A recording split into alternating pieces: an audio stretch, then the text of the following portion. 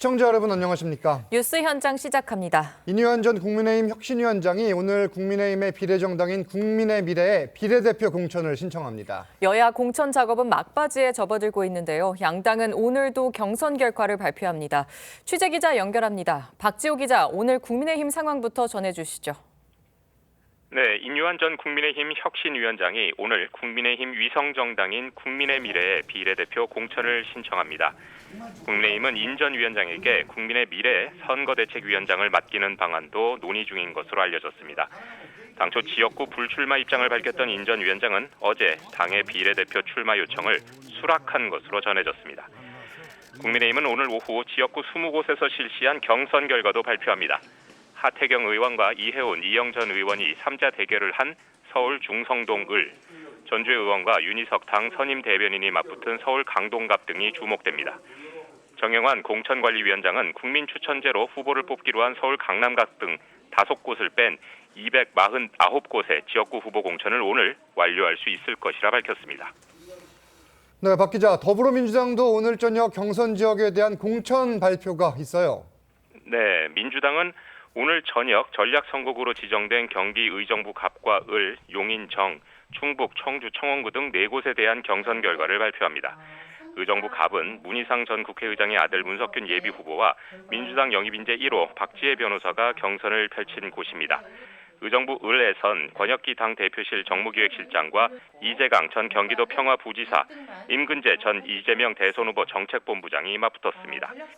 이탄희 의원이 불출마 선언을 한 경기 용인시 정에서는 이현주 전 의원, 박성민 전 최고의원, 이현욱 전 경기주택도시공사 사장이 3인 경선을 벌였습니다. 어제 발표된 광주 서구 을 경선에선 양분한 민주당 법률위원장이 김경만 비례의원과 김광진 전 광주시 문화경제부시장을 상대로 승리를 거뒀습니다. 지금까지 정치부에서 TV조선 박지호입니다. 4월 총선이 한 달여 앞으로 다가왔습니다. 여야 모두 공천 작업이 막바지에 이른 가운데 진짜 승부는 지금부터란 분석이 나옵니다. 패널 4분 모시고 여야의 선거 총력전 자세히 짚겠습니다. 송국건 이종근 정치평론가, 강성필 민주당 국민소통위 부위원장, 장현주 민주당 법률위 부위원장 함께합니다. 안녕하세요. 안녕하세요. 네, 안녕하세요. 네, 주제 바로 보시죠. 네, 먼저 민주당으로 가봅니다. 이재명 대표가 법정에 들어가기 전 작심 발언을 쏟아냈습니다. 이 대표는 재판정 앞에선 취재진 질문에 답 없이 들어가는 경우가 많았는데 어제는 달랐습니다. 영상 보시죠. 재판 출석으로 총선 부담되지 않으신지요?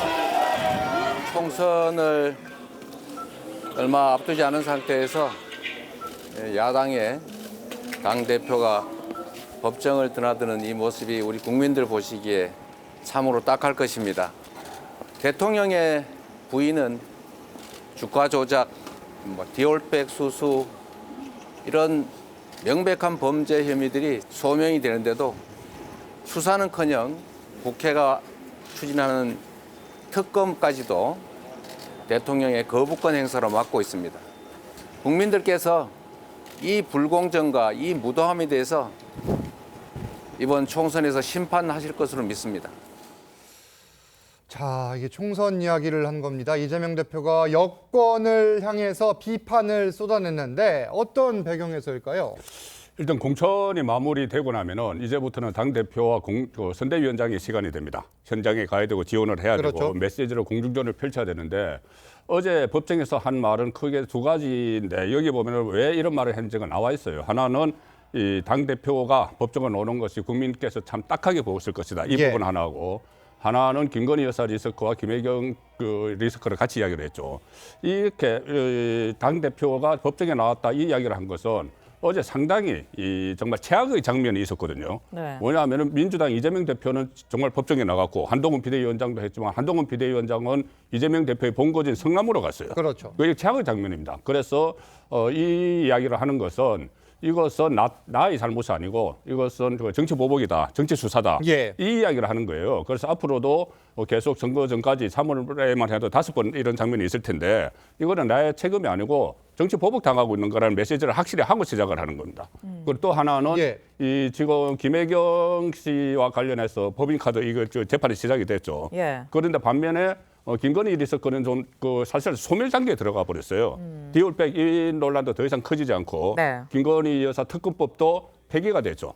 자 그래서 그 대신에 이제 예. 김혜경 리스크가 부각이 되고 있으니까 김혜경 리스크를 방어를 하면서 김건희 리스크 불씨 살리기 그 차원에서 이 두 가지 이야기를 했다고 봅니다. 지금 정치 보복이라는 목소리에는 좀 동의를 하시나요? 어떻게 들으셨습니까? 글쎄요, 정치 보복이라고 이야기하는 부분들이 이제는 국민들도 좀 피로감이 있을 거예요. 왜냐하면 한결같이 정치 보복이다라고 이야기했지만 지금 거의 1년 6개월 동안 이 대표가 고비고비마다 이렇게 재판정에 나가야 되는 어떤 상황들 이미 예견되지 않았습니까? 예. 그러니까 총선을 앞두고 갑작스럽게 지금 재판을 시작한 게 아니고 그 훨씬 이전부터 수사 단계가 들어갔고 그리고 또 이 수사를 시작한 것이 문재인 정부의 검찰들이 시작했던 사건이고 보면 지금 이 말씀하셨듯이 이재명 대표는 자신이 당하고 있는 정치 보복이고 그런데 그만큼의 어떤 수사를 이제 대통령실에서 자신들의 어떤 수사를 하지 않고 있다. 예. 이것으로서 앞으로 이제 그러니까 한 5주 동안에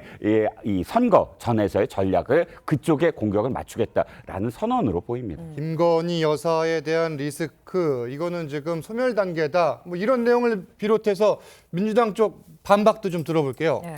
글쎄요, 뭐 이재명 예. 대표의 뭐 이른바 사법 리스크라는 부분은 뭐 어제 오늘 갑자기 나타난 새로운 이슈는 아닌 것 같습니다. 그렇다라고 한다면 물론 한동훈 비대위원장은 앞으로도 이재명 대표가 뭐 법정에 출석해야 되는 부분을 계속 날카롭게 공세를 높일 것이라고 생각은 드는데요. 네. 이미 저는 이런 부분은 민심에 또 여론에 어느 정도 반영이 되어 있다라고 생각합니다. 한동훈 비대위원장과 국민의힘이 계속해서 민주당 대표에 대해서 그런 공세를 하겠지만 이거 자체가 저는 중도층 표심을 흔들 거라고 생각은 들지 않거든요. 결국에 중요한 것은 사법 리스크를 부각시키는 것보다 집권 여당으로서 지금 민생이 어렵고 경제가 어려운 부분에 대해서 좀 책임 있는 자세를 보여주는 것 여기서부터 저는 시작을 해야 된다고 생각을 합니다. 그런 부분에서 시작을 해야만 국민들 들으시기에 집권 여당으로서 표를 달라고 하는 것이 좀 더 진정성 있게 다가오지 예. 않을까라는 생각 듭니다. 알겠습니다. 이재명 대표 발언 수위를 높여가는 모습인데 국민의힘 공천 상황에 대해선 건생구팽이란 단어를 써가면서 또 이야기를 했죠. 이에 한동훈 위원장은 말도 재미없게 한다 또 일침을 가했는데 이 내용도 듣고 옵니다. 자화자찬에 맞지 않던 여당의 공천이 건생구팽이라고 불리고 있습니다. 김건희 여사 방탄이 끝났으니 이제 사냥개를 사냥한다, 삶아 먹는다 뭐 그런 뜻 아니겠습니까? 필요 없다 그런 것이겠죠. 그야말로 막공천, 막천, 아니 막사천 아닙니까? 이에 반해서 우리 더불어민주당의 공천은 그야말로 시스템에 의한 혁신 공천입니다. 그분은 말을 만들어도 말도 진짜 재미없이 만드네요. 뭐라고요? 무슨 그게 뭔 소리예요? 그렇게 한심한 표현 만들 시간이 있으시면 저 당을 보면 오늘 아침에 보니까 무슨 이재명 변호사를 공천 대납하듯이 공천하는 것을 넘어서서 김용회 변호사까지도 바꿔서 넣었던데요. 김동아 씨인가요? 대한민국 역사 이래 지금 이재명 대표가 하고 있는 이런 막장 공천 보신 적이 있습니까? 자, 이 김동아 변호사 이 관련 이야기는 서대문갑 내용을 다룰 때 잠시 뒤에 하기로 하고 이 대표는 이 특검법 표결이 끝난 상황과 관련해서 김건희 여사 방탄이 끝났으니 텃밭 현역들이 컷오프되는 상황을 비판을 한 건데 이게 사실 잘 들어보지 못한 말이거든요. 이거 어떻게 봐야 됩니까? 뭐 건생구팽. 건생구팽이 예. 어렵다고 하면 더 예. 쉽게 현역 불패, 친윤 횡재 뭐 이런 말도 있어요. 그리고 이제 막장 공천이라고 말씀을 하시는데 저는 국민의힘이 과연 민주당의 공천에 대해서 그렇게 말할 자격이 있나? 왜냐하면 한동훈 비대위원장이 그렇게 말씀을 하셨어요. 민주당 그 공천에는 뭐 음주운전 가산점이 있나? 근데 보니까 국민의힘 운주전력 17명을 공천하셨어요. 또 범죄자 공천한다고 이렇게 비난하셨는데 전과 구범 여야 통틀어서 1위가 국민의힘에서 공천을 하셨어요. 마지막으로 한 말씀만 더 드리면 네네. 이 특별사면 트리오라고 있어요. 뭐냐? 특별사면을 하자마자 뭐 단수든 경선을 통해서 공천을 하셨는데 이분들이요 3대 사정 권력기관에 계셨던 분. 그러니까 국정원 출신, 검사 출신, 경찰 출신 이분들이 공천이 된 거예요. 사면을 받고 바로. 그래서 이러한 것들을 다 하나하나 짚어보면 국민의힘도 민주당에게 딱히 할 말은 없다 이렇게 말씀드리겠습니다. 국민의힘이 이런 말 할 자격이 있나 이렇게 얘기해 주셨거든요. 어떻게 들으셨습니까? 아니 그러니까 이게 어떤 민주당의 이제 공천 파동이 일어날 때마다 이 국민의힘의 공천에 대해서 또 서로 이제 시비를 걸고 그런 상황인데 네네. 공천 문제는 이것은 이재명 대표도 왜 언론 탓으로 돌렸어요. 공천을 이렇게 서로 비교하는 데 대해서. 네. 그런데 지금 진보 성향의 언론에서도 이재명 대표의 공천에 대해서는 상당히 비판적입니다. 네. 그렇기 때문에 이것은 뭐 국민께서 판단을 하실 문제고 예. 조금 전에 이 건생구팽 이것은 이제 김건희 여사가 네. 이제 그 투표를 할 수 없는 상황이 되니까는 그러니까는 이탈표가 나오지 않을 상황이 되니까 지금부터 이제 현역 의원들을 쳐낸다는 이야기인데 재의결에서 법안이 예. 폐기된 이유가 되니까 이런 상황이 벌어진다 이제 이거잖아요. 상황인데 예. 그런데 이게 사실은 그 민주당이 그 시기를 기다렸지만은 예. 민주당에서 오히려 이탈표가 더 많이 나올 상황이 됐어요. 현역 의원들이 민주당에서는 대거 탈락을 하는데 국민의힘에서 탈락을 안 하고 있는 상황이고 거기다가 또 그 본격적으로 총선이 시작이 되면은 민주당 지역구 의원들이 지역구로 내려가야 돼요. 이제 여러 가지 상황을 감안을 해서 예. 이것을 본인들이 처리를 했는데 그 상황을 놓고 역으로 해서 국민의힘이 이제 김건희 여사가 회생을 하게 됐으니까 치기 시작을 했다. 현역 의원들을 치기 시작했다 하는데 그것은 이 수도권에서는 지금 수도권 먼저 공천했지 않습니까? 그렇죠. 네. 수도권에는 현역 의원이 그만큼 많지 않았어요. 많지 않았고 이제 영남의 현역 의원들이 많기 때문에 예. 영남의 현역 의원들을 지금 좀 교체를 하는 그 수순으로 들어간 것이지 이것을 뭐 민주당에서 이야기하는 것처럼 김건희 여사가 회생을 했기 때문에 현역 친다. 이것은 앞뒤가 안 맞는 말이죠. 이런 가운데 민주당은 오늘 밤 이현주 전 의원의 경선으로 주목되는 경기 용인정 등 이 4곳의 공천 대상자를 발표합니다. 먼저 경선에 대한 이현주 전 의원의 입장부터 듣고 오시죠. 당에서 단수 공천을 할 수도 있다 이런 얘기도 나왔었는데 결과적으로는 뭐 경선을 치르셔야 하는 거잖아요. 그거에 대한 뭐 아쉬움 같은 건 좀 있으신가요? 아니 그 당연히 제 입장에서는 단수를 받으면 편하겠죠. 다만 지금 당의 상황이 저는 제가 전략 경선을 수용하는 게 당에 도움이 될 거라고 생각을 합니다. 이 상황을 제가 잘 돌파를 함으로써 이게 본선에도 더 도움이 될 거라고 생각하고요. 네, 지난 1일 발언인데 이른바 여전사 3인방으로 불렸던 사람들 중에 한 명인 이현주 전 의원이 이 경선에 참여한 용인정 공천 결과에 지금 관심이 쏠리는 건데 친명 후보로 꼽히는 이현욱 전 경기도시공사 사장 그리고 박성민 전 청와대 청년비서관과 대결을 펼치는 구도인데 어떻게 보세요 지금? 글쎄요, 예. 예단하기가 참 힘듭니다. 예단해서도 안 되고요, 사실은. 그렇죠. 예. 왜냐하면 이현주 전 의원 같은 경우는 이재명 대표 측 그러니까 공관위에서 비판에도 무릅쓰고 지금 사실 영입이라고 해야 되나요? 어쨌든 복당을 추진한 그런 케이스입니다. 이것을 두고 홍익표 원내대표까지 나서서 만약에 복당을 하게 되면 그만큼의 어쨌든 뭐 사과를 하든 반성을 하든 과정이 있어야 된다라고 언급할 정도로 당내 지금 반발이 굉장히 심했거든요. 이런 상황 속에서 상대하고 있는 예비 후보도 사실 만만치 않습니다. 예. 이현우 GH 경기도시개발공사 사장은 왜 그러냐면 그야말로 측근 중에 측근입니다. 정진상 실장과 정말 막역한 사이이고 또 뭐 기본주택 관련해서도 상당히 많은 어떤 그러니까 이재명 경기도지사 시절에 가장 큰 상품이었던 마케팅으로서의 상품이었던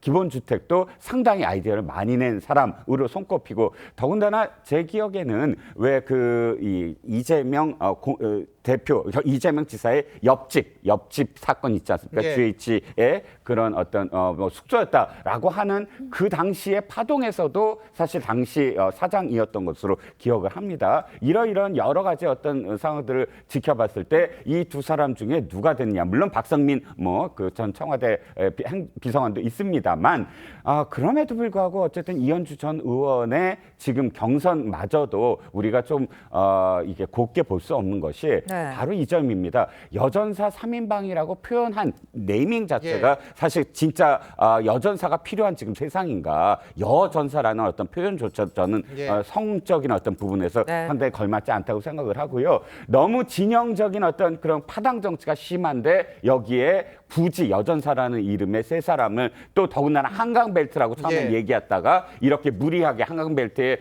여론조사 해봤더니 안 되더라. 그러니까 어쩔 수 없이 이렇게 수도권으로 줬더라. 이런 식의 지금 비판까지 붙고 있는 상황이기 때문에 누가 되든 어쨌든 이거는 파장이 계속 일 것으로 보입니다. 그런 이유 때문에 실제 뭐 지역을 배치됐다 이거는 확인된 내용이 아니라 뭐 그런 이야기도 있다더라 지금 이런 주장이고요. 지금 여전사 3인방 이 표현도 좀 지적을 해주셨고 평론가님 말씀처럼 내부 비판이 지금 꽤 거세거든요. 어떻게 될까요? 지금 민주당에 어떤 파장이 좀 있을까요? 글쎄요, 저는 파장이라는 표현은 지금 이 상황에서 어울리지는 않는 것 같습니다. 왜냐하면 이 부분은 사실 누군가가 뭐 인위적으로 컷오프가 되거나 전략 공천이 되는 지역이 아니라 지금 3인 경선을 치러야 되는 지역이거든요. 결국에는 이 3인 경선의 결과가 이제 오늘 발표가 된다는 것이기 때문에 앞으로 이 경선 결과에 누가 될지 모르겠지만 나머지 이제 또 탈락하시는 분들이 함께 또 승복을 하고 또 원팀의 모습을 보여줄 수 있느냐 없느냐 이 부분만 남았다라고 생각합니다. 그러나 일단 우리가 경선에 참여한다라는 것은 당연히 결과에 승복한다는 걸 전제로 하지 않겠습니까? 그렇기 때문에 사실 이 3인 경선에서 누가 뭐 당선이 되고 경선에서 누가 탈락을 하더라도 결국에는 하나로 이번 총선 승리를 위해서 함께 단합하는 모습을 보여주실 것으로 당에서는 기대하고 있습니다. 일단 세 사람이 경선을 하는 것인 만큼 파장이라는 단어를 쓰기에는 이제 시점상 이미 지나간 것 같다. 뭐 이런 해석이고요. 오늘 저녁에 또 관심을 모으는 지역이 있습니다. 의정부 갑. 이 문희상 전 국회의장의 아들인 문석균 예비후보와 민주당 1호 영입인재 박지혜 예비후보가 맞붙는데 사실 이 지역을 두고 관심이 쏠린 게 이 문석균 예비후보를 두고 아빠 찬스 아니냐 세습 논란이 있었잖아요. 어떻게 보세요? 맞습니다. 그 문석균 후보가 아무래도 문희상 전 국회의장의 아들이고 또 그 전에도 이 지역에서 또 출마를 했을 때도 이제 비슷한 논란은 한 차례 있었을 겁니다. 그래서 지금 현재로서는 사실 문석균 후보에 대한 어떤 비판의 목소리는 그러니까 탈당을 했다. 복당을 했는데 이게 페널티가 없다. 이게 첫 번째고 두 번째로는 우리가 그 민주당이 야심차게 영입한 1호 이 박지혜 변호사가 과연 정치권의 어떤 경력이 없고 조직력이 없는데 이 문석균 후보와 이렇게 대결을 펼쳤을 때 과연 승리할 수 있겠느냐. 그러면 영입 인재 1호를 모셔다 놓고 패배를 하게 되면 이것이 어떤 상황이 벌어질까에 대한 우려가 많이 있지만 지금까지 민주당의 공천을 쭉 지켜보면 조직력이 막강할 거라고 생각을 하지만 결국에는 당원들이 당의 어떤 결정적인 그 어떤 행동, 결정, 공천 사항에 대해서 힘을 실어주시는 모습을 군데군데 보여왔기 때문에 저는 박지혜 변호사와 문석균 후보 간에 좋은 승부가 펼쳐질 거라고 기대하고 있습니다. 어떤 결과가 나올지 예측하기 어렵다 사실 이런 전망이고 그러면 어떤 결과가 나오느냐에 따라서 민주당의 파장이 있을 수도 있습니까? 어떻게 보세요? 지금 이 문제는 이재명 이재명 대표의 공천에 대해서 여러 가지 논란이 있는데 이게 형평성에 맞지 않는 공천이라서 이거 다른 새로운 문제가 제기가 될 수 있어요. 다른 지역에서도. 왜 그러냐면은 그때 그 문석균 후보가 탈당을 할 때 당시 이해찬 대표가 무소속으로 출마를 하게 되면 영구 제명하겠다고 이야기를 했었거든요. 그런데 이것을 민주당이 설명을 하는 것은 사면을 받았다. 뭐냐면은 이재명 대표가 대선에 나가면서 당을 하합을 위해서 뭐 탈당을 했던 사람도 다 받아들이는 그 페널티를 안 주는 그 대사면을 했다. 그 안에 포함됐다. 이렇게 설명을 하고 있거든요. 그런데 그렇지 않은 사람이 있어요. 김윤식 전 시흥시장 같은 경우에 지금 국민의힘으로 갔죠. 전 시흥시장이 조정식 사무총장과 대결을 벌이니까는 그 부적격 판정을 내리면서 김윤식 전 시장에게는 이 경선에 불복했다 이렇게 이야기를 했어요. 그런데 김윤식 전 시장은 탈당도 하지 않았고 무소속 출마도 하지 않았고 경선 불복 움직임이 있었다고 아예 그 부적격 판정을 내렸거든요. 이것도 만약에 그 대사면이라면 이것도 대사면 안에 포함돼야죠. 탈당을 했던 사람은 대사면을 했는데. 그렇죠. 그러니까는 이게 형평성에 맞지 않는 그런 그 결정을 내렸기 때문에 당 안에서 이재명 대표의 공천 그 파동, 부적절성 이 안에 또 하나의 사례가 되는 셈이죠. 다른 지역의 다른 인사와 비교했을 때 이거는 형평성에 어긋난다 또 이런 주장, 설명이시고 이 친명 여부를 둘러싼 논란은 민주당 내에서 여전히 계속되고 있습니다. 이 민주당은 서대문갑을 청년 전략 특구로 지정을 했고 경선에서 이 성취훈 후보가 이제 최종 결선 3인 안에 들었었는데 하루 만에 제외가 됐습니다. 새롭게 추가된 후보는 이재명 대표 최측근인 정진상 전 실장의 대장동 사건 변호인이라서 또 논란을 낳고 있는데 이게 지금 어떻게 된 상황입니까, 정확히? 네, 뭐 말씀 주신 것처럼 예. 서대문갑 같은 경우에는 우상호 의원이 지금 불출마를 선언하고 그렇죠. 그렇기 때문에 민주당 입장에서는 이제 전략 지역 중에서도 청년 전략 특구로 지정이 된 곳입니다. 그렇기 네. 때문에 많은 분들의 또 관심도 끌었고 기대도 모으고 있는 곳은 분명해 보이는데요. 사실 좀 아쉽게 좀 절차상에 매끄럽지 못했던 부분들이 있었던 것 예. 같습니다.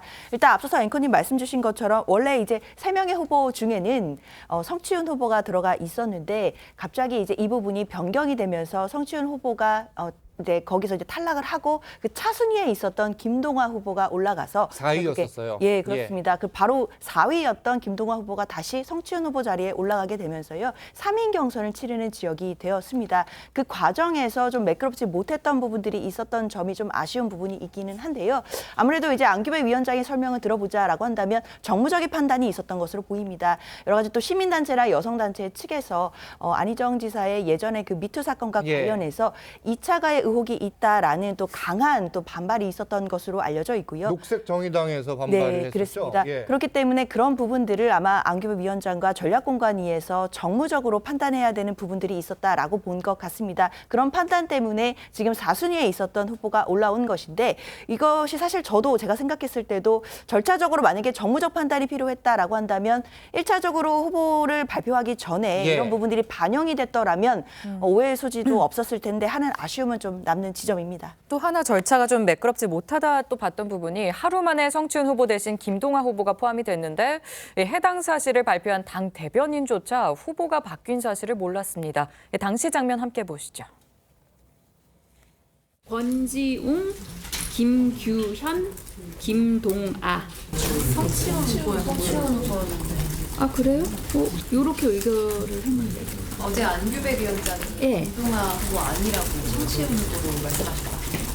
아 그랬어요? 제가 그거는 확인 못 해봤는데 요 최고위에는 요렇게 올라와서 요렇게 의결을 했었거든요. 예. 잠시만요. 어제 안규백 위원장께서 발표는 그렇게 결과 발표하셨는데요. 근데 요 관련해가지고 이제 최종 의결권은 최고위에 있거든요. 그래서 그 최고위에서 조금 다시 검토를 해가지고 권지웅, 김규현, 김동아 후보로 최종적으로 의결을 했고요. 그러니까 최고위에는 성취훈 후보가 아니라 김동화 후보로 올라왔기 때문에 이 강선호 대변인은 몰랐던 걸로 지금 보이고 이 김동화 변호사 같은 경우에는 당초 이 평택, 갑, 홍기원 의원 지역구에 도전을 했다가 그쪽에서 나 여기 도전하지 않겠다. 이 서대문 갑으로 옮기겠다 하면서 이 친명 논란이 그때부터 사실 조금 있었거든요. 그렇죠. 김동화 후보와 관련돼서는 계속 지금 이야기가 점점 더 쌓여가고 있습니다. 예. 그러니까 한동훈 비대위원장까지 이제 언급을 하는 어떤 상황인데요. 가장 중요한 건 이겁니다. 지금 당 대변인의 어떤 문제를 하나만 지적을 하면 당 대변인은 이 논평을 하거나 이 브리핑 발표를 할 때 모든 상황을 정확하게 파악하고 있어야 되거든요. 예. 그럼 파악하지 못했다라는 것이고 최고위 의결 과정에서도 이것이 어떤 문제인지가 전혀 서로 대화가 되지 않았다. 예. 너무 당연하게 그냥 올라왔고 그냥 이 패스만 한 어떤 상황이었다라면 이게 문제점이 어디에 있는지에 대한 어떤 전혀 상황을 이 감지하지 못하고 있는 상황이고요.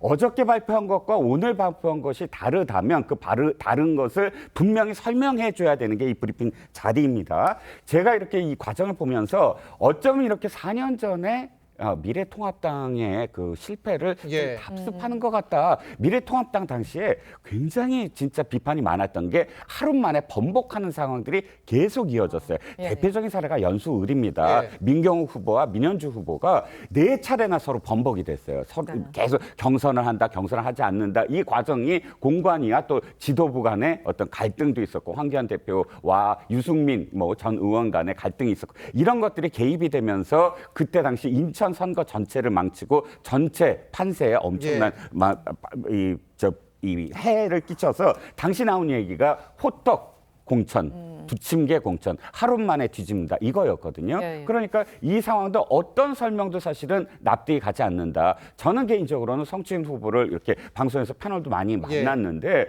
도리어 쓴소리, 그러니까 어떤 입장에서는 쓴소리를 많이 한 후보 아니냐, 청년이 잘못된 건 잘못됐다고 이야기하는 후보이기 때문에 제외된 게 아니냐, 이런 또 비판도 일각에서는 뭐 한다는 것입니다. 알겠습니다. 뭐 개인적 의견이시고, 이게 지금 안규백 위원장의 경우에는 국민의 요청에 기민하게 대응한 결과다, 이런 입장을 내놓은 상황이고, 이런 가운데 어제 발표된 갤럽 여론조사에 정치권에 큰 관심이 쏠리고 있습니다. 지난 5일부터 7일까지 집계한 내용인데 그래픽을 함께 보겠습니다. 정당 지지도인데 국민의힘 37, 민주당 31%였습니다. 처음 조사에 포함된 조국 신당은 6%였는데 일단 총선이 30여일 남은 상황에서 나온 이 숫자들 어떤 의미가 있다고 보세요?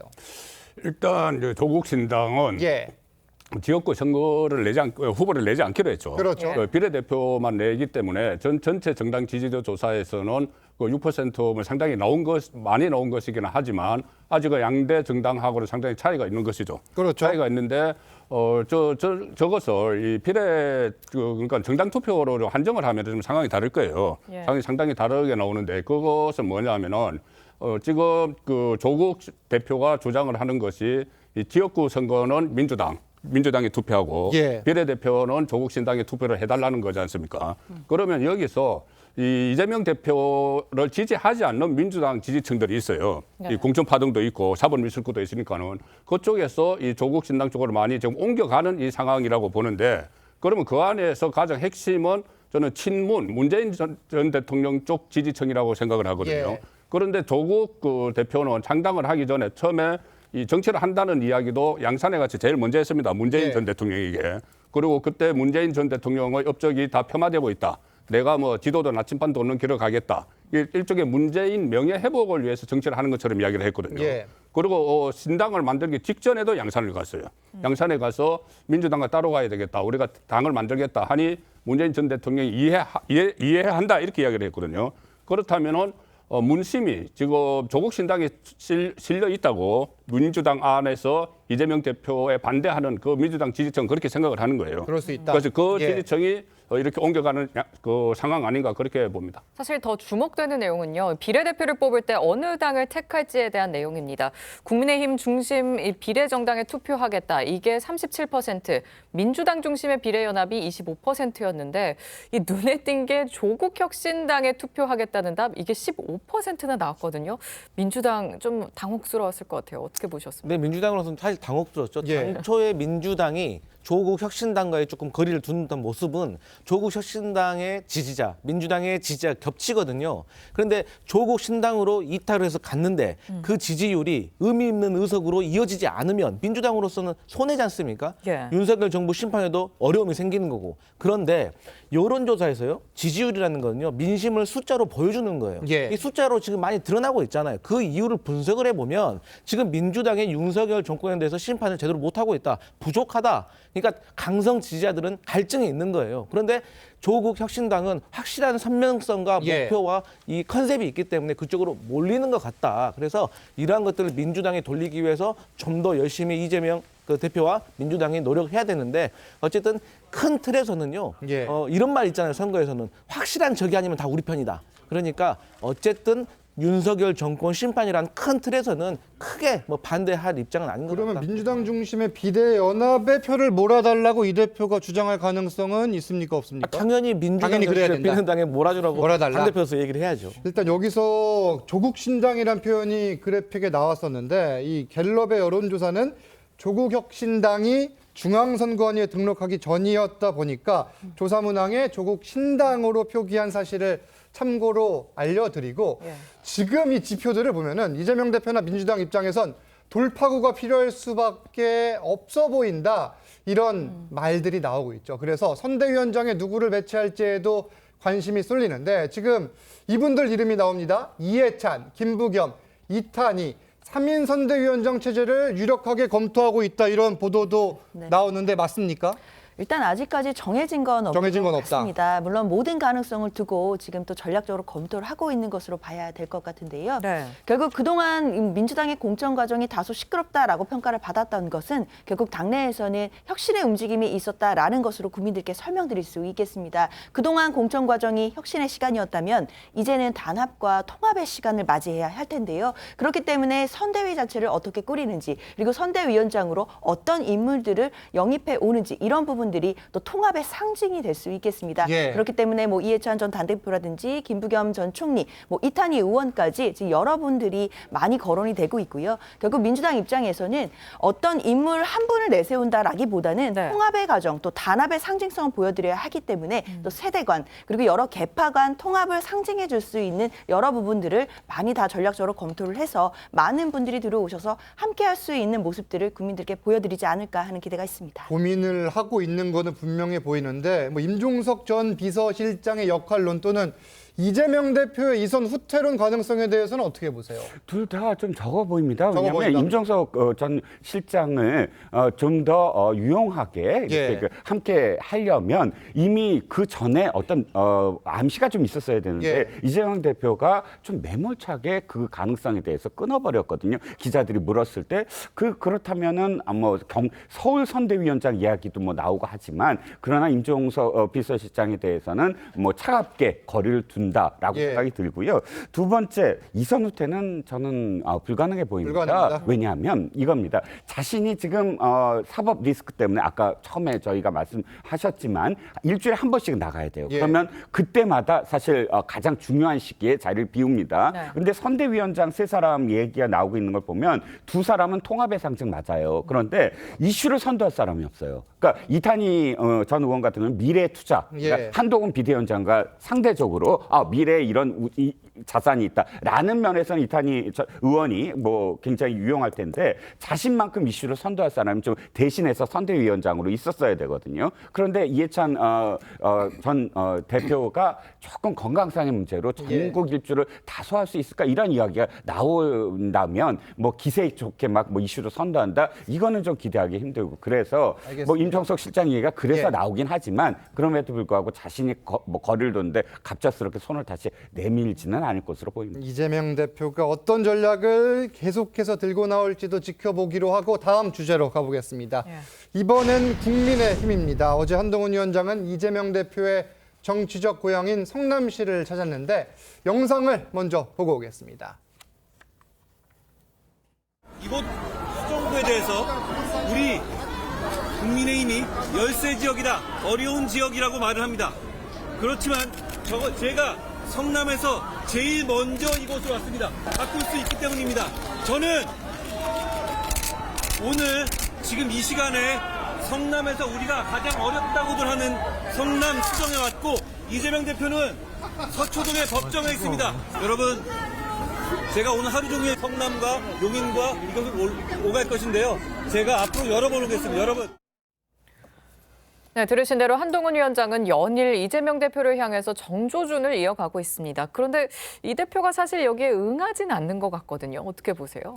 뭐 이재명 대표로서는 뭐 그 한동훈 비대위원장을 막 키워줄 이유가 뭐 있겠습니까? 예. 그러니까 쉽게 말해서 응하면 더 키워준다. 예, 뭐 윤석열 대통령이 이재명 대표를 안 만나주는 거하고 똑같은 개념인 거예요. 그리고 이제 한동훈 비대위원장이 성남 가셔가지고 이제 이재명 대표의 정치적 고향을 공격을 한 거 아니겠습니까? 예. 쉽지가 않습니다. 이재명 대표를 대선 주자까지 만들어준 거는 성남시장 시절에 업적이 발판이 됐던 거예요. 그러니까 지금 생각하면 누구나 당연하게 생각하는 초등학생들 무상급식 그리고 산후조리원 지원 그리고 무엇보다도 당시에 한나라당 그러니까 지금 국민의힘 전신이죠. 그때 단체장께서 호화청사 유명했지 않습니까? 예. 그래서 채무가 많았어요. 그런데 이재명 그 시장이 3년 만에 채무를 다 털고 탈출해서 성남시는 이재명 대표로서 그나마 정치적 고향이기 때문에 쉽지 않을 것이다. 예. 이렇게 보고 있습니다. 이재명 대표는 윤석열 대통령과의 대립 구도를 만들려 하고 있고 한동훈 위원장은 이재명 대표와 그리고 또 저희가 또 이분 이야기해야죠. 이준석 대표는 한동훈 위원장의 구도를 만들려고 하는데 이게 다 엇갈리는 거잖아요. 서로 뭐 추적을 하죠. 서로 예. 추적을 하는데 뺑뺑 돌고 있어요. 계속 이렇게 예, 될까요? 계속 도는 상황인데 이게 예. 아마 선거 끝까지는 이재명 대표 입장에서는 그렇게 할 수밖에 없는 그렇게 것이죠. 할 수밖에 없다. 만약에 이 한동훈 대 이재명 구도가 본격화되면은 예. 이 지금 한동훈 비대위원장이 계속 포인트를 집어서 이야기하는 건 딱 명확하지 않습니까? 이 어떤 사법 리스크를 예. 계속 공격을 하는 거예요. 그렇게 하면서 심지어 1대1 토론하자. 방송에서 먼저 제안을 했지만은 그래 나는 하겠다. 토론하자. 언제 어디서든 좋다. 사회자 김어준 씨가 해도 된다. 이렇게 이야기하면서 또 하나를 뭐라고 했냐면은 토론을 못하는 이유가 허위사실 공표죄에 걸릴까 봐 그런 것 아니야. 이 이야기까지 하고 있는 거예요. 한동훈 이재명 주장입니다만. 한동훈 예. 비대위원장의 그러니까, 주장이죠. 예, 그렇죠. 한동훈 비대위원장의 예. 한 말이죠. 한 위원장의 예, 주장이죠. 그래서 이재명 대표 입장에서는 그 전에 경기도지사 선거 때나 대선 때 허위사실 공표죄로 이미 기소가 되고 지금 재판도 받고 있거든요. 그러니까 이런 부분까지 집중적으로 공격을 하면서 예. 특히 이 재판정에 갔을 때 이 성남에 가서 유세를 하고 또 사법 리스크를 이야기했는데 네. 그 이재명 대표의 대응은 뭐였냐면은 본인이 다른 곳으로 지원을 간 곳이 양평입니다. 예. 양평에 간 것은 계양을에서 같이 맞붙고 있는 원희룡 후보를 겨냥을 한 거예요. 그렇죠. 그렇기 때문에 이 서로 이제 방향이 서로 다른 거죠. 예. 그런데 이 상황이 선거 이제 한 달 남았는데 그때까지 지속될 걸로 보입니다. 그러니까 결국 맞부딪히는 상황은 조금 적은 건데 이렇게 유세 분위기가 가열되고 있고 일부 지역에선 충돌도 좀 있습니다. 인천 계양을 원희룡 후보의 후원회장인 이천수 씨가 위협을 당하기도 했고요. 이게 흉기를 들고 이천수 씨의 가족까지 위협을 했다고 그래요. 네, 그렇습니다. 우려하던 상황이 계속 벌어지고 있는데요. 지금 지난번엔 망치를 든 사건부터 돌을 든 사건부터 계속 뭐 흉기가 극악해지고 있습니다. 이제 드릴까지 나왔습니다. 예. 이게 자유민주주의에 대한 도전이자 협박이고요. 이게 어느 후보가 문제가 아니고 이제는 각 당이 정말로 자신의 어떤 지지자들에게 메시지를 던져서 우리가 자유민주주의의 어떤 수호를 해야 된다. 이 협박이라든지 이런 것들은 범죄다라는 것들을 같이 선언하는 것이 어떨까 싶기도 하고 또 이천수 후보 그러니까 후원회장이 예. 하루 만에 그것을 털고 또 이 자리를 함께하는 행동도 사실은 굉장히 용감한 행동이다라고 보여집니다. 범인이잖아요. 정치인도 아니고 그런데 더군다나 오전 오후 두 번에 걸쳐서 협박을 당하고 또 실질적으로 가족들까지 이렇게 협박을 당하는 어떤 상황이라면 예. 멘탈이 굉장히 흔들렸을 법한데 직접 나오는 어떤 상황이 벌어져서 또 일부에서는 또 박수를 보내고 있는 상황입니다. 알겠습니다. 공천 관련 내용 이어서 짚어볼 텐데 앞서 저희가 전화 연결을 통해 들으신 것처럼 이뇨한 전 국민의힘 혁신위원장이 이 비례대표 출마를 결심을 했습니다. 이 이뇨한 전 위원장이 당의 요청을 수용하기로 한 건데 인 전 위원장은 지난달까지만 해도 현실 정치에 선을 긋기도 했죠. 오늘 모습과 함께 내용 들어보시죠. 제가 집이 호남이고 전라도 순천인데 전라도 말로 그냥 팍 밀어줘버려. 그랬으면 쓰겠네. 지역구에 뭐 출마하세요? 아직 저는 지역구 출마는 아시다시피 안 하기로 했습니다. 위원장님 정치 안 하신다고 했는데 다시 비례대표 신청하시는 결심하시게 될 계기 좀. 출마 여부 정도만 한 말씀 해주시죠. 오늘 비례대표 신청을 하시는 거죠? 갑시다. 네, 사실 예전에 현실 정치와 거리를 두겠다 이런 얘기를 했었거든요. 왜 입장을 좀 바꿨을까요? 어차피 정치에 발을 드러놨죠. 네. 예, 혁신위원장 맡았을 때부터 예. 정치에 발을 드러났고 그때도 뭐 서대문 그 세브란스 병원이 있는 곳에 뭐 출마한다는 이야기가 있었는데 역시 혁신위가 완벽하게 성공을 거두고 끝났으면 지역구 출마했을 수도 있어요. 예. 그런데 중간에 이렇게 그만뒀기 때문에 지역구 출마는 접었고 지금 이 상황에서는 상당히 공을 들였던 것 같아요. 한동훈 위원장과 이철규 비대위원이 상당히 예. 공을 들여서 영입을 한 상황인데 여기에 그냥 그 비례대표로 공천을 받는 것뿐이 아니라 비례대표 정당의 선대위원장도 맡을 가능성이 있다는 것이거든요. 그렇게 되면은 특히 비례대표 그 정당 투표는 득표율이 상당히 중요하기 때문에 예. 호남에서도 인요한 위원장의 역할이 상당히 있을 걸로 봅니다. 그리고 호남에 지금 국민의힘에서도 출마한 사람들이 있어요. 물론 이쪽에 지역구 출마한 사람은 선거운동을 하지는 못합니다. 예. 인요한 혁신위원장이 만약에 비례정당으로 가면은. 예. 그렇지만은 거기에 출마한 이정현이나 정운천 이렇게 좀 득표력이 있는 사람들에 대해서도 좀 플러스 효과가 되지 않을까. 예. 그런 상황에서 인류한 혁신위원장 영입에 공을 들이고 있는 거죠. 알겠습니다. 국민의힘 내 논란도 조금 짚어보겠습니다. 이제 도태우 변호사의 이 광주 5.18 민주화 운동과 관련된 발언, 그리고 이 청주시 상당구 공천을 받은 정우택 후보의 돈봉투 수수 의혹을 두고선 논란이 있었는데 어떻게 지금 정리가 되고 있습니까? 일단 도태우 후보가 예. 직접 사과를 했습니다. 오늘 오전에 직접 사과를 했고 5년 전 정제되지 못한 개인적 발언에 대해서 심려를 끼쳐들어 사과를 드린다. 그리고 5.18과 관련해서 5.18의 정신을 부정하지 않았고 또 앞으로도 그 정신을 계속 이어나가겠다라고 이야기를 했습니다. 그리고 또 정우택 후보 같은 경우는 이거죠. 그러니까 당시에 그 돈봉투를 전달하는 광경이 CCTV에 찍힌 건 맞다. 그리고 돈봉투를 카페 여주인이 줬는데 그것을 사실 바깥에 나와서 CCTV에 찍히진 않았지만 돌려줬고 그걸 주고 싶으면 공식적으로 후원을 하라. 그런데 그 실제로 사흘 후에 후원을 했다는 겁니다. 근데 당시에 어떤 언론 보도가 어떻게 나왔냐면 그것은 확실하지 않다라고 보도가 나왔어요. 그럼으로써 마치 돈봉투를 받은 사람으로 인식됐는데 실제로 그건 검증이 됐습니다. 그러니까 사흘 후에 이 돈이 그 액수 그대로 이 상대방이 후원을 입금한 기록이 있거든요. 그거를 통해서 자신의 그런 입증을 했다라고 얘기를 하고 있고 반대되는 측에서는 그것만으로 어떻게 알 수가 있느냐라고 이제 여진이 있습니다만 상당히 그러니까 한동훈 비대위원장도 이걸 언급을 하면서 상당히 일관성 있는 어떤 말을 증언하는 사람과 일관성이 없는 언론 보도를 누가 더 믿을 수 있느냐라고 주장을 하고 있습니다. 일단 공관위에서는 오늘 이제 브리핑 내용만으로 보면은 문제가 없는 걸로 결론을 내리는 분위기이고 국민의힘은 잠시 뒤 지역구 20곳에서 실시한 경선 결과도 발표합니다.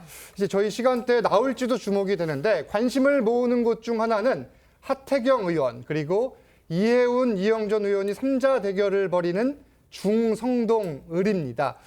이 지역 이게 사실은 뭐 재배치 가능성도 좀 검토가 됐었는데 결국 세 사람이 경선을 벌이는 건데 어떻게 결과가 나올지 주목이 되고 있어요. 뭐 결과는 어떻게 나올지 모르지만 지금 국민의힘에서는 이렇게 세 사람이 경쟁력이 있는 세 사람인데 한 곳에서 해서 좀 이게 전력 낭비가 아닌가 이런 이야기도 지금 나오는 정도예요. 뭐 장관을 지내는 사람도 있고 중진 의원도 있고 또 하태경 의원은 해운대를 포기를 하고 수도권에 출마를 한 이런 상황이기 때문에 이것이 어떤 전력을 좀 소모한다. 뭐 이런 것도 있지만은 이 경쟁에서 이기면은 중성도을도 어떻게 보면 좀 험진데 저 지역에서 이 경쟁력이 이제 확인이 되면은 본선에서 유의미한 성과를 거둘 가능성이 높아지는 것은 있겠죠. 물론 현역 교체가 무조건 좋은 결과를 불러오는 건 아니지만 일각에선 국민의힘의 현역 교체율 이게 조금 지금 떨어지는 거 아니냐 이런 비판도 나오긴 해요. 그렇죠. 역대 선거를 보잖아요. 지난 21대를 제외하고는 현역 교체율이 높은 정당이 승리했습니다. 그런데 이번 같은 경우를 보면 얼마 전에도 많은 보도가 나왔지만 그러니까 친윤으로 이렇게 키워드가 넣어서 이렇게 나오는 의원들 중에서 100회 이상 이렇게 언급되신 분들은 45분인데 44명이 공천 받았다는 거 아니겠습니까? 그러니까 숫자로 보여주는 거예요. 그리고 이제 공천이 다 끝나고 나면 이제 국민들이 판단하실 겁니다. 그리고 왜 현역을 교체해야 되는지 이유에 대해서는 이미 국민들도 많이 알고 계시기 때문에 공천이 다 양당이 끝나고 나면 자연스럽게 가격이 구도가 쓸 거라고 생각합니다. 실제 어떤 영향을 미칠지는 지켜보기로 하고 저희는 다음 주제로 가보겠습니다. 지금부터는 제3지대 소식 짚습니다. 황운하 의원이 민주당을 탈당해 조국 전 법무장관이 이끄는 조국 혁신당에 입당하겠다고 밝혔습니다. 현역 의원의 조국 혁신당 입당은 이번이 처음인데 입장부터 들어보시죠. 이번 총선 조국 혁신당은 임진왜란 승리에 규두보였던 진주성입니다. 조국 대표는 신군부 쿠데타에 비견될 검난의 광풍이 휘몰아칠 때 윤석열 일당에게 온 가족이 뒤룩당하는 참혹한 고통을 겪어야 했습니다. 그에 비할 바는 묻되지만 저 또한 검찰권 남용으로 인생이 결단하는 피해를 겪어왔습니다. 조국 혁신당에서 저는 검찰개혁의 선봉에 서겠습니다. 네, 황운하 의원은 울산시장 선거 개입 등의 혐의로 1심에서 징역 3년을 선고받았고 조국 전 장관은 2심에서 징역 2년의 실형을 선고받고 법정 구속은 되지 않은 상황인데 이게 지금 피고인이 있는 정당에 다른 피고인이 입당을 하는 거잖아요. 어떻게 봐야 돼요? 사실 이 부분은요, 물론 이제 피고인 그리고 항소심 재판을 받고 있다라는 측면에서는 또 국민들께 또 부정적 영향을 끼칠 수 있다라고 생각은 듭니다. 그러나 일단 그렇다 하더라도 지금 재판 중이라도 일단 무죄 추정의 원칙은 또 적용이 되는 그건 것이기 맞죠. 때문에요. 예. 뭐 출마를 하거나 정당 활동을 하는 데는 지장이 법적으로 전혀 없는 상황입니다. 결국에는 본인이 받고 있는 여러 가지 그 사법 리스크에 대해서 과연 이런 재판과 이런 수사들이 공정했는지에 대해서 물음을 계속 던질 것이라고 보이고요. 그런 부분들이 또 지지자들에게는 어느 정도 소구력은 있는 것으로 보입니다. 다만 이제 중도층 여론일 텐데요. 중도 외연 확장 부분에서는 이런 부분들이 도움이 될지는 이제 의문이 들기는 하는데 뭐 그렇다 하더라도 사실 국민의힘에서도 항소심 재판 중에 있는 분도 사실 공천을 받는 케이스들이 있거든요. 그렇기 때문에 그런 부분들과 맞물려 본다라고 한다면 정치권에서 반드시 황운하 의원만 가지고 뭐 문제 삼거나 뭐 확대해서 공세를 하기는 또 어려운 부분도 있을 거라고 생각이 듭니다. 네, 그런데 신장식 변호사에 이어서 박은정 전 검사 등 현 정권의 비판적인 법조인들도 조국 혁신당에 입당을 했습니다. 이에 대한 조국 혁신당의 입장도 들어보시죠. 박은정 검사 같은 경우는 한동훈, 윤석열 두 사람에 대한 징계 사건에 직접 그 관계자였잖아요. 그러니까 무섭지 않았을까요? 겁먹은 개가 크게 짖는 일이다. 저는 이렇게 봅니다. 본인이 정치 처음 뛰어들 때. 그 내가 왜 검찰총장에서 정치를 하게 됐는가를 설명하는 핵심 사건에 취약한 지점들이 조국 혁신당이 의회에 들어가서 국회에 들어갔을 때 가장 적나라하게 드러날 가능성이 있죠. 제가 보기에는 요즘 용산에 위성정당이 두 개가 있는 것 같아요. 하나는 국민의당이고 하나는 검찰당. 좀 이렇게 시기를 딱딱 맞추. 자, 검찰에 대한 비판적인 시각, 이 현 정권의 비판적인 법조인들 잇따라 조국 혁신당에 입당을 하고 있는데 이 당의 목표는 뭐라고 봐야 됩니까? 어쨌든 윤석열 정부의 뭐 3년차, 4년차, 5년차를 흔들겠다라는 게 뚜렷하게 목표가 설정이 된 것 같습니다. 더군다나 이제 검찰 독재, 검찰당 이런 검찰을 좀 악마화하는 그런 분위기를 아주 선명하게 당의 어떤 강령으로 이렇게 표현한다면 강성 지지자들의 몰표를 결집할 수 있다, 지지를 결집할 수 있다라는 그런 의도인 것 같은데 그게 모든 것을 다 그렇게만 한다면 이를테면 지금 한 10석 정도의 꿈을 갖고 있다라고 만약 생각을 했을 때 중도 외연 확장도 참 중요하거든요. 그런데 그 지지자로 예를 들어서 뭐 지금 말씀을 하시고 있는 신장식 변호사, 차규근 전 검찰국장 또 박은정 검사 이런 사람들로만 앞순위로 했을 때 또 선명을 하지만 그러나 너무 심각하구나. 이게 이런 어떤 전문성 다른 어떤 부분이 아니라 이렇게 단일 이슈만 갖고 당을 만드는구나 하고 빠져나갈 수 있는 또 지지를 철회할 수 있는 온건한 진보 좌파 쪽 그런 지지자들도 분명히 있거든요. 그렇기 때문에 과연 이쪽으로만 앞순위로만 이렇게 했을 때 정말 좋을까라는 건 아마 생각을 해야 될 것 같습니다. 이게 지금 민주당에서도 우려 섞인 목소리가 지금 내부에서 나오는 거고 국민의힘 쪽에서는 이게 정권 심판론이 이름으로써 부각되는 거 아니냐 이런 걱정도 있다고 하는데 이 바람, 이 부분들은 어떻게 보세요? 조국 대표가 이재명 대표 만났을 때 그런 이야기를 했습니다. 그 민주당에서 하지 못하는 캠페인을 우리가 하겠다. 그러면서 사례로 든 것이 그 정권 퇴진, 그러니까는 검찰 정권 퇴진. 그리고 김건희 여사를 법정으로 이거 우리가 하겠다고 했어요. 그러니까는 더 센 민주당을 지금 지향을 하는 겁니다. 조금 전에 그 황운하 의원도 더 센 민주당에 들어가서 말이 상당히 거칠어졌어요. 윤석열 1당, 조국 일가 도륙 이런 말을 쓰잖아요. 대통령 가족을 향해서 그런 말을 썼는데 이것은 더 센 민주당을 그 이야기를 하는 것이고 또 하나는 제가 친문 문재인 전 대통령의 관계를 이야기했는데 박은정 검사나 아니면 문미옥 청와대 과학부장관 이렇게 해서 여러 사람들이 거기 문재인 정부 때 사람들이 들어가 있거든요. 그래서 그것과 플러스 더 센 민주당을 기초로 지금 이야기를 하고 있는데 상당히 큰 모순이 저는 하나 있다고 봐요. 황운하 그 의원 같은 경우는 본인과 황운하 의원은 그 울산 시장 선거 그 불법 개입 혐의잖아요. 그런데 그 하명 수사를 했다고 다시 수사를 받는 게 조국 대표입니다. 조국 대표가 그 안에 비서관, 민정비서관을 통해서 하명 수사를 했다고 해서 재기 수사를 받거든요. 그런데 같이 수사를 이미 받아서 1심 유죄 판결을 받은 사람을 같이 영입을 한 겁니다. 그걸 어떻게 보면 같은 사건에 연루돼 있는 사람 둘이서 이 정당을 만들어서 나가는 거죠. 이거 상당히 저는 부적절하다고 봅니다. 부적절하다. 다만 무죄 추정의 원칙을 아까 말씀해 주셨듯이 출마의 자유는 있는 거고 실제 이 조국 신당이 얼마만큼 이 설득력을 가질 수 있을지도 관전 대목 같습니다. 정치권 쟁점은 여기까지 짚겠습니다. 감사합니다. 감사합니다. 감사합니다.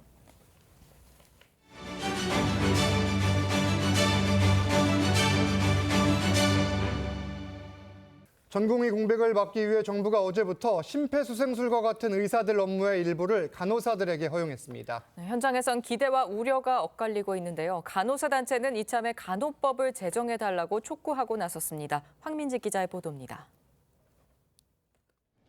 윤석열 대통령에게 간호법 제정을 촉구한다는 현수막 뒤로 간호협회의 인사들이 들어섭니다. 새로운 간호법은 의료 계획을 뒷받침하는 법안이 될 것이다. 간호사들은 검체 채취부터 수술 부위 봉합, 중심 정맥관 삽입까지 총 98개의 진료 행위를 할 수 있습니다. 이 같은 새 제도가 제대로 정착하려면 간호법이 필요하다는 주장입니다. 늘어난 업무에 대해 간호사들 반응은 엇갈립니다. 업무 범위가 명확해져 속 시원하다는 얘기와 함께 막중한 책임도 감수해야 하고 보상은 있는 건지 의문이란 말도 나옵니다. 약물 투여 이런 것도 솔직히 몰핀이나 투여는 원래 다 간호사가 했었는데 왜 새삼스레? 의사단체는 강하게 반발합니다. 피해에 의한 불법 의료행위가 양성화되면 의료 현장은 불법과 저질 의료가 판치는 곳으로 변질될 것입니다. 이에 대해 간호사가 주축인 보건의료산업노조는 의사 업무를 떠넘긴 의협은 자신부터 반성하고 의대 증언을 수용하라고 맞받아쳤습니다. 간호법 추진과 관련해 정부는 간호사들 의견을 경청하고 반영할 것이라고 했습니다. 간호법은 지난해 윤 대통령 거부권으로 폐기된 바 있습니다. TV조선 황민지입니다. 정부가 의료 공백 사태에 대응하기 위해 그동안 의사만 가능했던 진료 행위를 간호사도 할 수 있도록 허용했습니다. 이 내용과 함께 한 주간의 이슈들까지 하나씩 짚겠습니다. 네, 장현주 변호사 계속해서 함께하시고요. 권상희 시사평론가 새로 모셨습니다. 안녕하세요. 안녕하세요. 자, 심폐소생술이나 약물 투여 사실 암묵적으로 피해 간호사들이 해왔는데 이게 지금 합법 허용되는 거예요? 네, 그렇습니다. 이 피해 간호사 하면 수술이나 검사 또 응급 상황에서 의사들을 보조하는 인력이죠. 국내 2010년에 도입되기는 했지만 법적으로 인정받지 못했던 상황입니다. 그런데 지금 집단 행동에 나선 전공의들이 언제 환자 곁으로 돌아올지 알 수 없는 상황이지 않습니까? 그러다 보니까 정부가 이 피해 간호사들이 의료 현장에서 의사 대신 할 수 있는 98가지 업무에 대해서 발표를 했고요. 어제부터 심폐소생술 또 응급약물 투여를 할 수 있습니다. 이 외에도 심전도라든지 초음파 검사, 코로나19 검사도 간호사들이 할 수 있는데요. 하지만 수술 부위 봉합 등과 같은 이 업무는 일반 간호사 대신에 자격 시험을 통과한 전문 간호사 또는 이 피의 간호사, 즉 전담 간호사가 할 수 있습니다. 이 불법 무면허 진료를 조장하고 있다고 현재 의료 단체들 강력하게 반발하고 있는 상황입니다. 네, 이런 분위기 속에 간호협회는 이참에 지금 지난해 좌초된 이 간호법 제정 다시 추진하는 것 같아요. 그렇습니다. 아시다시피 간호법이 이제 지난해 본회의를 통과를 했지만 윤석열 대통령의 거부권 행사로 폐기가 된 바가 있습니다. 그렇기 때문에 대한간호협회에서는요, 어제 이제 기자회견을 열고 간호사의 업무 범위가 사실 법으로 정해지지 않아서 법적 사각지대에 있는 것도 사실이거든요. 그런 부분을 좀 더 명확하게 하고 그리고 다툼의 여지가 없도록 그런 새로운 간호법을 만들어서 추진하겠다라는 입장을 밝혔습니다. 이런 부분들이 또 정치권에서 어떻게 또 입법으로까지 갈지 좀 더 지켜봐야겠습니다. 좀 뭐 양측이 합의점을 찾지 못하면서 의료 공백이 더 확산되지는 않을지 걱정할 수밖에 없는데 전공의에 이어서 의대 교수들도 집단 사직 움직임을 보이고 있어요. 만약에 의대 교수들이 집단 행동에 나선다면 지금 병원에 가지 못하시는 환자분들이나 환자분들을 보호하고 계시는 가족분들의 심리적인 충격은 상당히 클 수밖에 없을 텐데요. 이 국내 최대 병원이죠. 서울 아산병원 교수 등으로 구성된 울산대 의대 교수협의회 비대위가 7일 긴급 총회에서 전원 사직서 제출을 결정을 했습니다. 이런 결정이 이 빅5 병원, 수련병원을 두고 있는 서울대나 연세대 의대 교수들로까지 확산되지 않을까 우려되고 있는 상황인데요. 예. 오늘 전국 의과대 교수협의회가 이 비공개 총회를 열고 의대 증원 등 현안에 대해서 대응 방안을 논의할 거라고 합니다. 이 자리에서 집단 사직 방안도 한꺼번에 논의될 것으로 보이는데요. 만약 집단으로 사직서가 제출된다 하더라도 대학이나 병원에서 이를 수리할 가능성은 높지 않아 보입니다. 예, 지금 매주 분수령을 맡고 있는데 합의점을 제발 빨리 찾기를 바라고 다음 소식으로 가보겠습니다. 어제 오후 충남 아산의 한 새마을 금고에 복면을 쓴 강도가 침입을 했습니다. 현금 1억 2천여만 원을 훔쳐 달아났다 어젯밤 경찰에 붙잡혔는데 압송되는 모습부터 보고 옵니다. 네, 왜 범행하셨어요? 네? 말씀 좀 해주세요. 죄송합니다. 네, 범행 동기만 좀 짧게 말씀 좀 부탁드리겠습니다. 빅때가 그랬습니다. 지금 안성 스타필드는 어떤 이유로 가신 걸까요? 집사람 집에 가서 집사람 데리고 밥 먹으러 왔었습니다. 공범 있으세요? 아니요. 혼자 계획하신 건가요? 자, 이게 지금 새마을금고에 복면 강도 행각을 벌인 건데 이 무모한 건지 식사를 하러 쇼핑몰에 갔다가 경찰에 붙잡힌 거예요. 네, 그렇습니다. 범인 도주 차량까지 준비했던 것으로 알려졌는데요. 이렇게 해서 경기 안성으로 도망을 갔지만 경찰 추적을 피하지는 못한 겁니다. 아내와 사전에 약속을 했다고 합니다. 이 A씨 쇼핑몰 안에서 저녁 식사를 하고 나오다가 잠복 근무 중인 경찰에 의해서 범행 4시간 40분 만에 검거된 겁니다. 경찰 조사에서 이 남성 1억 2천여만 원가량을 훔쳤는데요. 예. 이 가운데서 1,000만 원을 빚을 갚는 데 썼다고 진술한 것으로 알려집니다. 네, 지금 드라마나 영화를 보면 이런 경우에 좀 직원들이 이런 비상벨 같은 걸 누르거든요. 피해자가 그것까지 또 예상을 했다고 해요. 그렇습니다. 그래서 직원들을 철창 안에 가둬버린 거예요. 가뒀다.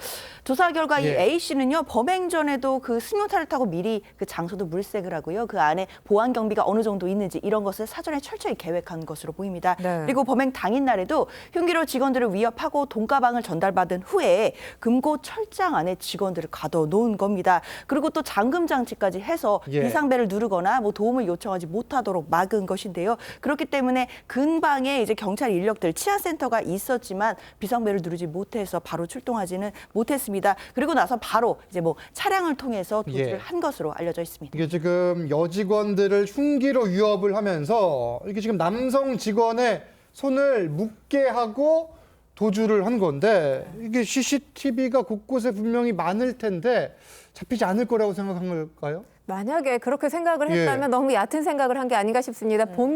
본인이 복면을 쓰고 이 범행을 저질렀다고 하잖아요. 그렇죠. 복면이 본인을 지켜줄 수 있는 안전 도구라고 착각을 한 것 같은데 피해자가 일주일 전에 범행지를 물색한 정황을 경찰이 이미 파악을 했고요. 이걸 역추적해서 차량을 알아냈고 차량을 따라서 GPS, 그러니까 위치 추적을 한 끝에 지금 한 쇼핑몰에서 검거를 하게 된 겁니다. 예. 네. 그리고 또 한 가지 알아둘 건 CCTV에 본인 모습이 정확하게 잡히지 않아도 걸음걸이가 독특할 경우에 이게 또 추적의 단서, 또 사건을 이 추적하는 단서가 될 수 있다는 거 말씀을 드립니다. 알겠습니다. 지금 뭐 공범 여부 등 이 다른 내용들도 경찰에서 수사를 하고 있는 상황입니다. 네. 이번엔 그제 막을 내린 미스 트롯 3 소식입니다. 역대 최연소 트롯 퀸이 탄생을 했는데 영상을 먼저 보시겠습니다.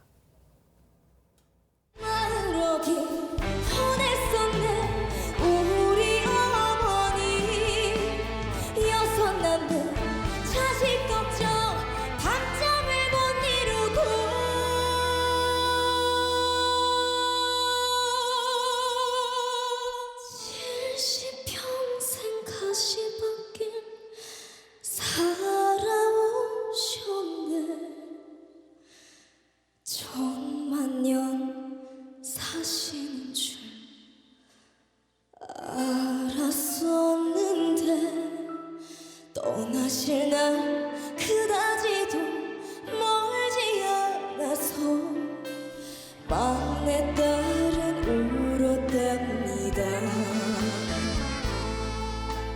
막내딸은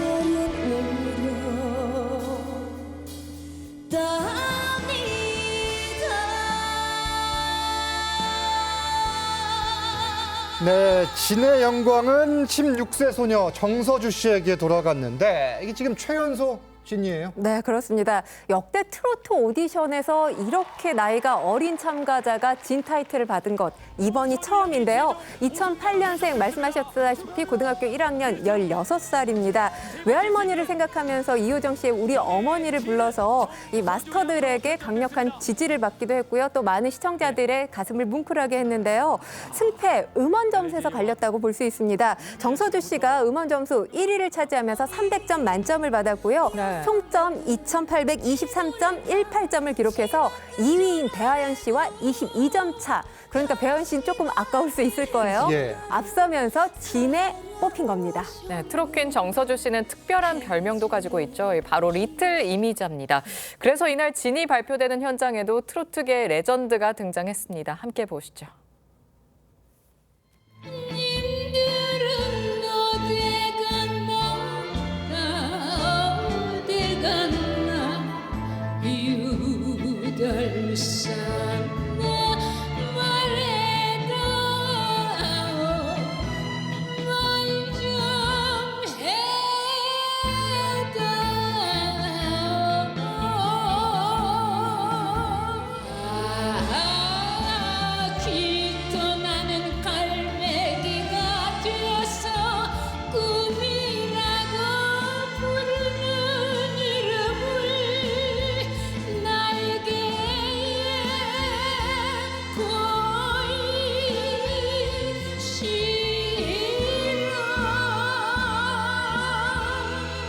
네, 그럼 정서주 씨, 제2의 송가인, 제2의 이미자 씨로서의 발전 가능성은 어떻게 보십니까? 이미 사실 정서주 양 하면 리틀 이미자라는 예. 수식어가 따르는 참가자였어요. 네. 그리고 또 이 지금 미스트롯 3 즐겁게 보신 시청자분들은 아시겠지만 이미자 씨, 주현미 씨, 나훈아 씨, 심수봉 씨 상당히 개성 강한 가수들이지 않습니까? 이 가수들의 곡을 선곡해도 어떤 가수 하나 흉내낸 적이 없습니다. 모두 본인 장르화 시켜서 정서주 장르, 글쎄요, 16살의 참가자에게는 뭐 최고의 극찬을 받지 않았나. 정서주 장르라는 이 평가가 있었다는 것 자체가 정서주 양에게 굉장히 영광스러울 텐데요. 어린 나이에도 불구하고 뛰어난 곡 해석력을 가지고 있기 때문에 뭐 앞으로 발전 가능성 무궁무진하다고 볼 수 있고요. 자기 영역을 구축하기에 아주 좋은 음색을 가지고 있습니다. 그것 또한 본인이 앞으로 나아가는 데 있어서 뭐 전진할 수밖에 없는 이유 중에 하나가 되지 않을까라는 생각해 봅니다. 알겠습니다. 패널 두 분 말씀은 여기까지 듣겠습니다. 감사합니다. 감사합니다. 감사합니다. 주말인 오늘 전국이 대체로 맑지만 꽃샘추위가 이어지고 있습니다. 현재 서울의 기온 4도 보이고 있는데요. 찬바람의 체감 온도는 더 낮겠습니다. 내일 아침까지는 평년보다 춥겠고 내일 낮부터 기온이 점차 오르며 추위가 풀리겠습니다. 오늘 수도권과 충청, 영남을 중심으로는 대기가 매우 건조합니다. 또 오늘 오후까지 전남과 제주로는 바람이 강하게 불겠는데요. 산불 등 화재 사고 나지 않도록 불조심하시기 바랍니다. 오늘 한낮 기온 어제보다 조금 낮겠습니다. 서울과 청주가 7도, 대전 8도, 대구와 창원 9도 예상됩니다. 다음 주 월요일 충청 이남에 눈이나 비가 내리겠고 화요일에는 전국으로 비가 확대되겠습니다. 날씨였습니다. TV조선 뉴스 현장 마칩니다. 함께 해주신 여러분 고맙습니다.